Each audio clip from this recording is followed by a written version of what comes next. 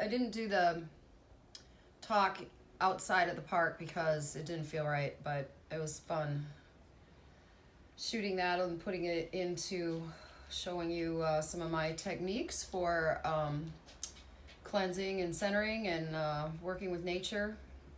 If you come visit me anytime, all of that's available here. So, what I want to talk to you today about is frequency sculpting, frequency, how to change frequencies. There's so much talk about the ascension and raising your vibration, and there's sort of a dominance of math type thinking of the most popular math that we're involved with here, which is, bean counting. You add one or you subtract one, and that's how your bank account gets balanced. That's how cash registers decide how much you owe. And it's very linear. You decide what one is and you add them or you subtract them. So, if you need to raise your frequency by that logic, you would just pour high frequencies on you. Well, let me tell you that that's just foolishness and about the worst thing you could do. Nobody raises their frequency by adding high end.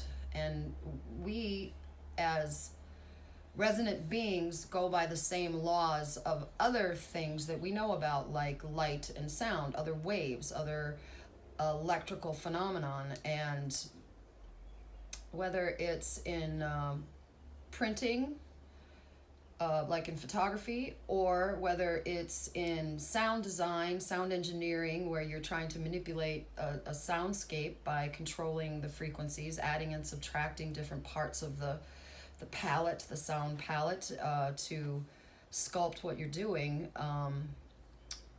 If you need red in your picture, the last thing you want to do is add red. There's an equation in a 3-color printer, and it kind of seems like a whole foreign language, but it's because the frequencies affect each other, and it's never ever an equation as easy as needing or having too much of something and then taking that one thing you're talking about and adding and subtracting it. That is all the kind of thinking that we've gotten into in this compartmentalized materialistic world, and that is not how it works in the frequency magnetic universe. If you want to add high end to an audio recording you're listening to, it doesn't matter whether you're in a fancy studio able to manipulate a lot of the frequencies very specifically, or if you're just on a consumer stereo where you have low, middle, and high. If you want high end, you don't add high end. If you want high end, you don't add high end. You subtract what's around it. You sculpt it out, you dig it out. You only have so much space in these fields of magnetism that frequencies live in. And there's a very important concept to unity gain, which is the concept of alignment, called headroom. You want to maintain your headroom. You can't just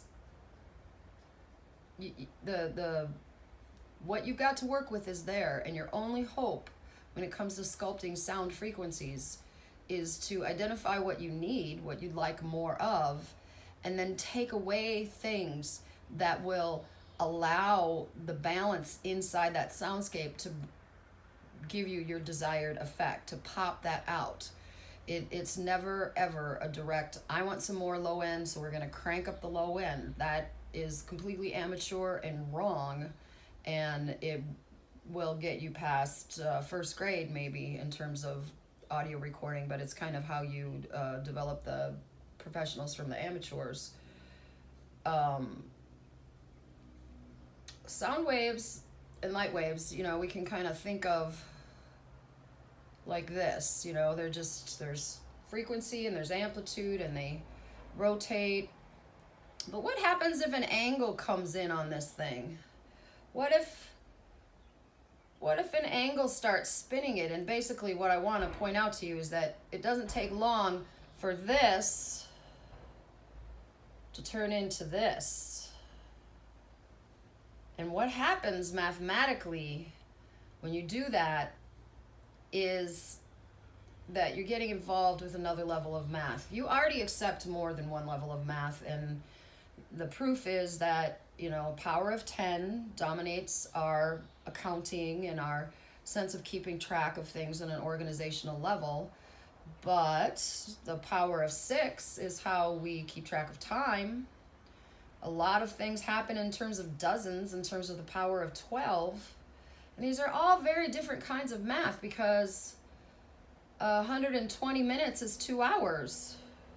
That makes no sense in a power of 10 or whatever. And then I was a audio recorder engineer for a long time, and in the video that we watch on TV, we have 30 frames of video per second. So as an audio engineer, I would have to, power of 10, power of 6, and then have this other 30 frame thing going down here. So there was some really juggling of the translations between the levels of math that I was working with in the 20th century just as a regular technical professional. And those are the ones we know about. Well, other types of stuff have developed in human history that don't involve just a simple linear adding things together and then subtracting them and keeping everything on an even line. When you get into spirals, someone in I think it was the 16th or 17th century named Fibonacci did all the math, because what happens when you start adding angles and turns to thing, you take it away from being a straight wave to being a curved wave that maybe gets smaller and maybe gets bigger. Well, where do we see those curved waves? First of all, we see them all over nature. It is the middle of a sunflower head. It is the pattern in a seashell. It is the relationship in a stem of any plant to how far each leaf gets put on the stem away from the leaf below it. There's all these spirals that are just spot on tight into an equation called the Fibonacci sequence. And in order to talk about this kind of math, we have to talk about numerology. Numerology doesn't really have a lot of application in our world, but it came from somewhere and it's ancient. And what it means is that numbers are only 1 through 9. That's all the numbers we have. We don't have any more than that. And 1, 2, 3, 4, 5, they all have separate meanings. So there's a way to boil any particular number sequence you have down by just adding the digits that are sitting there in front of you together. They're not in relationship to any material matter. They're not in relationship to coins that you have in your bank or seconds you have on the clock. We're not counting anything. We're spiraling. Well, this guy Fibonacci got it named after him because he did all the math. Because what you have once you start spiraling like that, rather than working in a free linear space, is you have fractions. You have fractions of free linear space. And without taking you through the complicated math, Fibonacci did all these measurements in nature to where the spiral has to turn to fold in on itself, and all the multitude of examples we have of this spiraling math in nature. And what they came up with is if you use this old form of numerology. So for instance, in the old form of numerology, you would take a number like 16 and you would add the 1 and the 6, and 16 is really 7. Or 25 is really 7, because 2 plus 5 is 7. So you get what I'm saying? And if it's a longer number, you just keep adding them up until they boil down to one of the numbers between 1 and 9. There is 2 exceptions in terms of breakdown, and that is the number 11 and the number 22. Those do not break down. We don't understand why, but they're considered the master numbers of the universe, 11 and 22. So other than 11 and 22, absolutely every number, no matter how long it is, can be continually added up by its digits to break into 1 through 9. So the Fibonacci sequence operates like that. You have a 1, and then you need something to add it to, so you give yourself another 1. So you've got 1, 1, and you add 1 and 1 up, and you got 2. And you add 1 and 2 up, and you got 3. and you add 3 and 2 up and you have 5. And then you add 5 and 3 up and you have 8. And you add 8 and 3 up and you 8 and 5 up and you have 13. And it goes on and on and on like that. And what it represents is an exact match to the fractal relationship in a spiral that gets smaller to bigger, a cone. That is more the prevalent math when we're coming into how do I adjust a frequency, whether it's my body, whether it's a soundscape I'm trying to change, whether I'm printing on a machine trying to get a picture to look good. If you're dealing with light, color, sound, vibration, vibrational waves, magnetism, electricity, these are all under the math equation of the Fibonacci sequence, which pretty much dictates that 1 plus 1 doesn't always just equal 2. It keeps going in a pattern. 2 plus 2 equals 4. 4 plus 4 equals 8. Forget that pattern. That's not in here. What we have is a thinking about augmenting to achieve your intention by dealing with all your known factors and looking at what you want to augment, and you take away other things in the space to maintain your headroom and let the wave balance itself into a new thing that hopefully has your desired intent to it. It sounds really complicated, but it really is as basic as, okay, you got the 3 knobs on the home stereo, low, mid, and high. If you want some high end, take some mids out. Carve, it's a lot like you got the ground this high and you want this to stick out, even though it's this high everywhere. Well, what you do is you carve away all this space and all this space, and all of a sudden you have something sticking out versus just something solid. It's carving.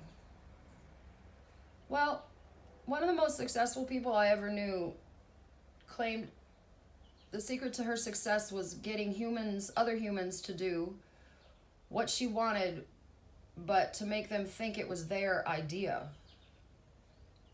And this reminds me of what I just said, because, reverse psychology is so important. It doesn't matter if you're not dealing with children. It works on everybody, and we have to constantly think about how not to be too pushy and how not to offend and how to get people to come to conclusions without forcing them. The lack of force is really a big part of it. And, that's a trick. Human beings are essentially electrical. We are essentially magnetic, electrical wavelength fields of energy. So when you want to try to work with human beings, maybe you shouldn't be doing the kind of thinking that involves like how to balance your checkbook. Maybe you should be thinking about how to get something to naturally occur by what you do to take away things rather than add them. Or if you want things to be taken away, maybe you add things that will, it's a complicated, subtle thing, but it's a really different way of thinking, and it gets back to the idea of how does this work affect your life?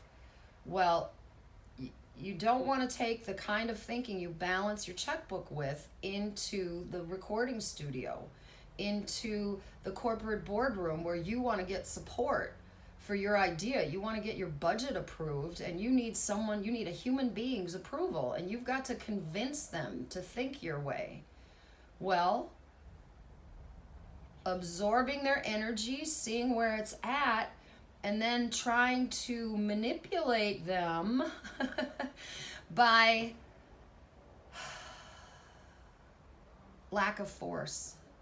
It's kind of a funny thing, but it really does work, and it's how the big boys work.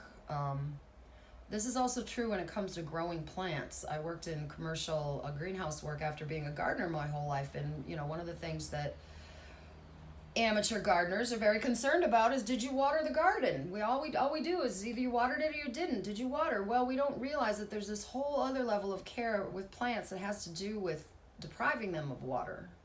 That's how you grow strong plants, because if you give little plants a lot of water, the root systems don't need to grow, and they get these top heavy plants that won't mature because they'll just fall over.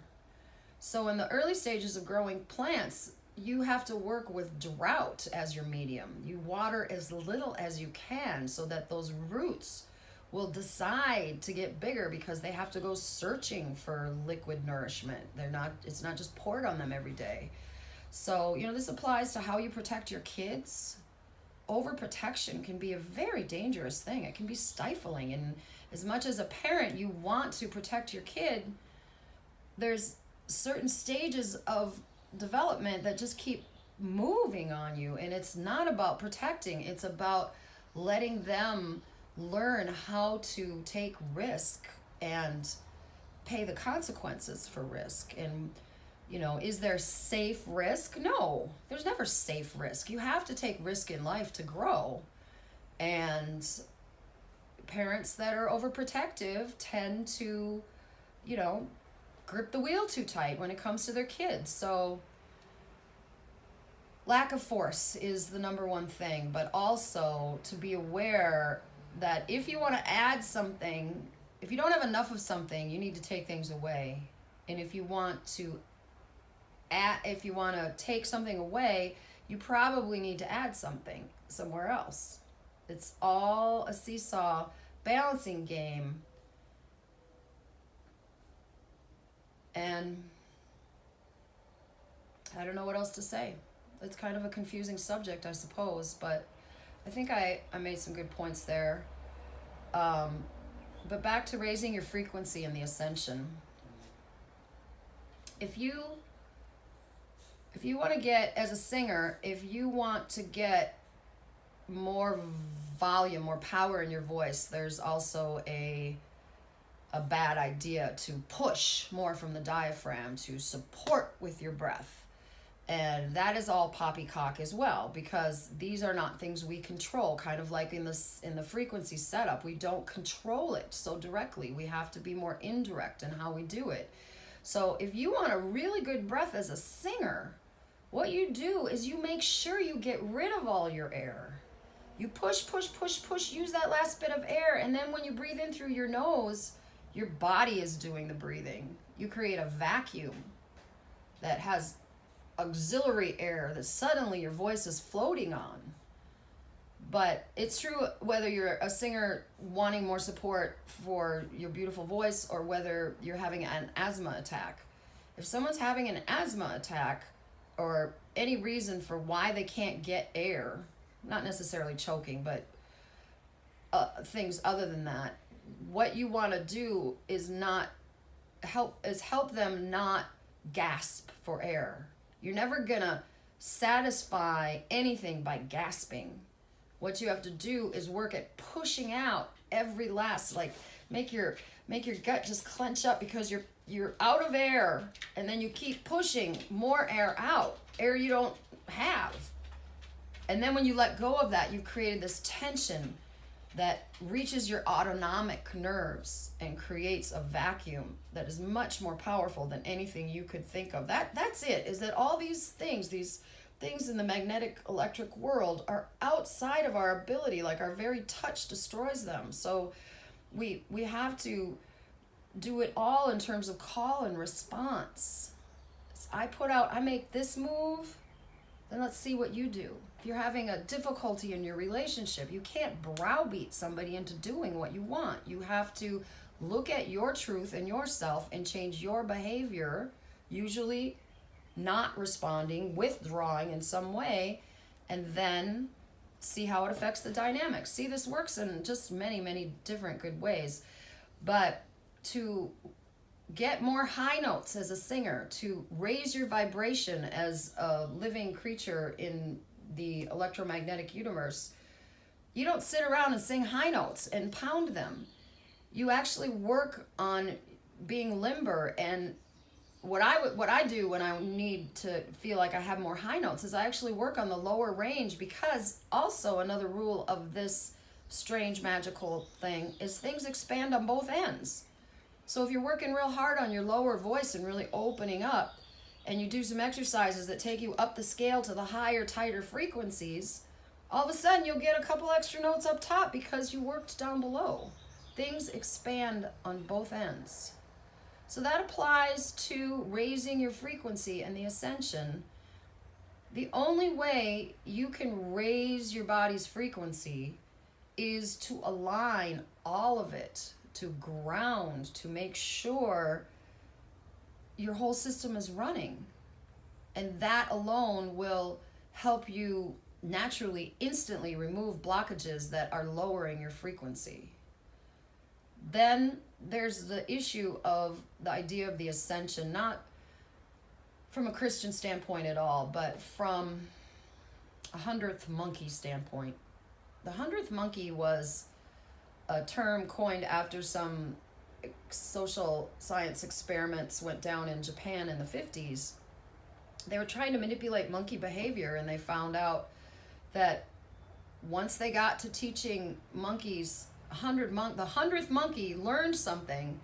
There was absolutely no explanation as to why monkeys who weren't involved in the experiment and were in faraway locations all of a sudden knew the information.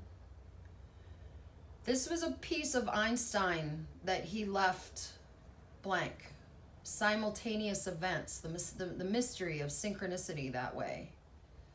But